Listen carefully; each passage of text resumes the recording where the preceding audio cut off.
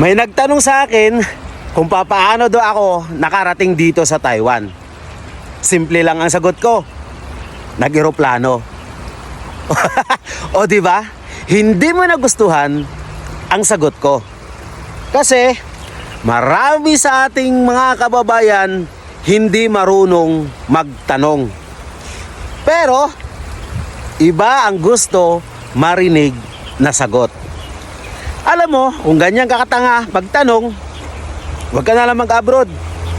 Kasi dito sa abroad, pag nagbaong ka ng katangahan, dulot niyan ay kapahamakan. Baka mandamay ka pa ng ating mga kababayan. Balik tayo sa tanong mo.